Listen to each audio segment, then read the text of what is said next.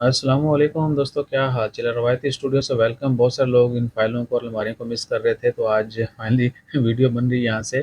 آج 20 نومبر ہے اور بات کریں گے آر پی کی طرف سے ہیوی ٹرانسپورٹیشن، جس میں موسٹلی ٹرک آتے ہیں، جو بڑی کہہ لیں کہ گاڑیاں ہیں، ان کے اوپر بین آگا، وہ مین روڈز کے اوپر نہیں آئیں گی۔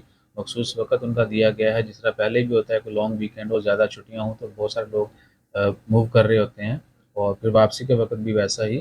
تو کل 21/11/2023 یعنی منگل 21 نومبر کو دوپہر 12 سے لے کے 4 بجے تک یہ پابندی ہے، اور پھر ہفتے والے دن 25 نومبر کو ہوگی شام کو 6 سے لے کے رات کو 10 بجے تک۔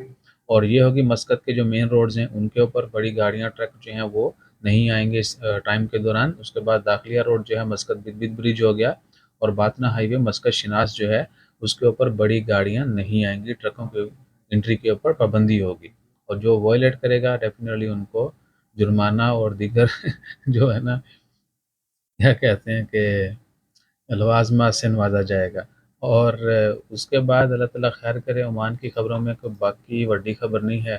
بس کل آسٹریلیا نے جو ہے نا وہ بتا دیا کون ہے، اور 3 لوگوں کو جو ہے وہ دفاع ریجن میں اسمگلنگ کرنے پر پکڑا گیا ہے۔ اور ہاٹ ایئر بلون اور باقی جو نارتھ شرقیہ میں کہہ لیں کہ ونٹر سیزن میں ہوتی ہیں ٹورزم ایکٹیویٹیز، وہ بھی فلی پریپیئرڈ ہے۔ کوشش کریں گے اگر سستا ہوا تو ہاٹ ایئر بلون میں چلیں، کاپا ڈوکیا کی جانا ہے کہ سیر کر لیے۔ جزاک اللہ، اللہ حافظ۔